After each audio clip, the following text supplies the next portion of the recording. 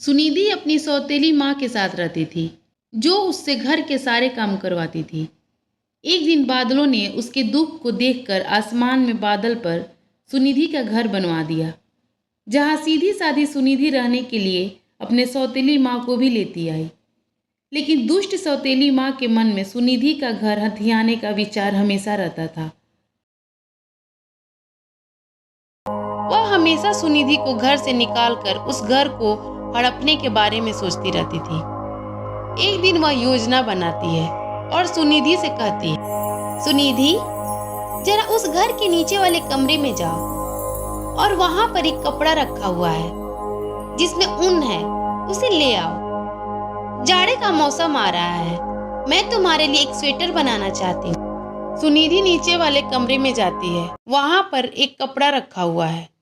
वह कपड़ा को उठाती है।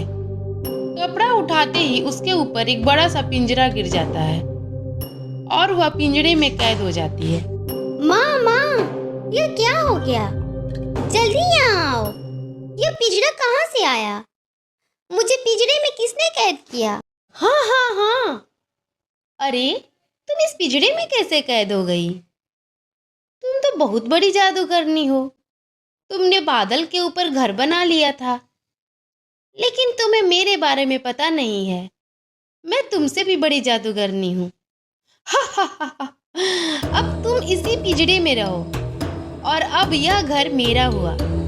मैं आराम से इस घर में रहूंगी। सौतेली माँ पिंजरे को खींचकर घर के नीचे बने तहखाने में ले जाती है और छिपा देती है। फिर वापस घर में चली आती है। अरे सुनिधि, सुनिधि कहीं दिखाई नहीं दे रही है। बहुत समय से उसे नहीं देख रहा हूँ। कहाँ गई? और कहाँ गई होगी? गई होगी कहीं बादलों के साथ घूमने। और तो जब से यहाँ आई है, इधर से उधर घूमती रहती है।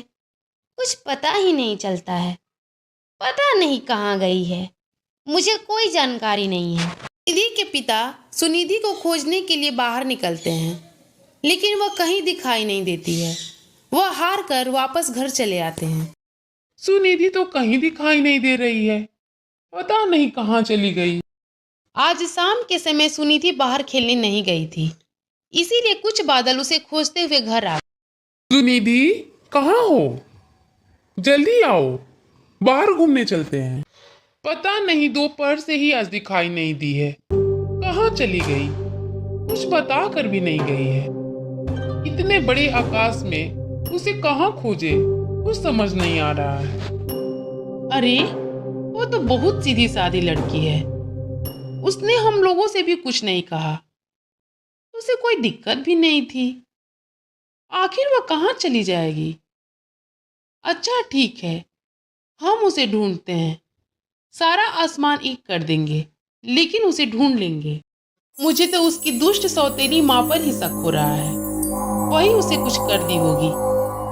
मैंने तो उसे पहले ही कहा था कि उस पर विश्वास नहीं करो, लेकिन वह उसे भी यहाँ बुला लाई। मैंने दोपहर में एक लड़की को चिल्लाने की आवाज सुनी थी। आवाज घर के नीचे की तरफ से आ रही थी। चलो उधर ही चलकर खोजते हैं। सभी बादल घर के नीचे की तरफ जाते हैं। वहां से रोने की हल्की हल्की आवाज आ रही थी। सभी बादल घर के नीचे बने तहखाने की तरफ बढ़ते हैं और उन्हें पहुंचते ही तहखाना में सुनिधि को एक पिंजरे में कैद देख।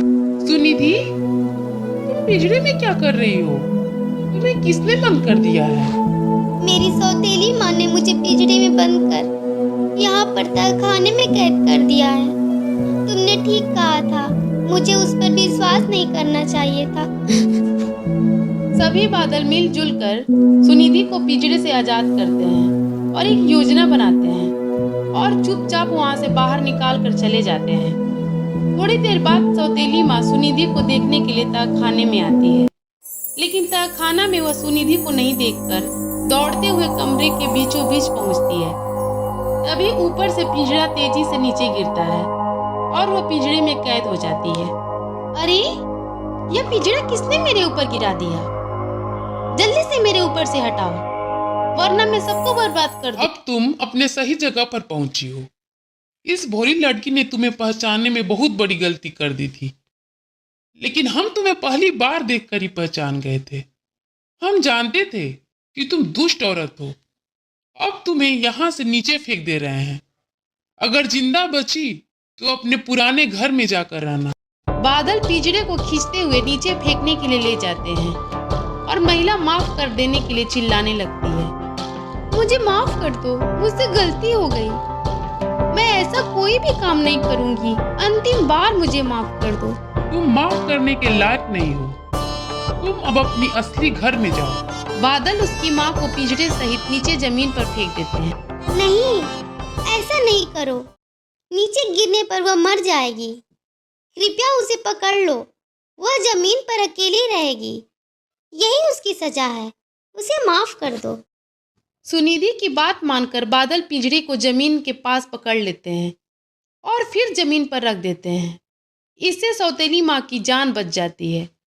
अब वो अकेले इस घर में रहती है।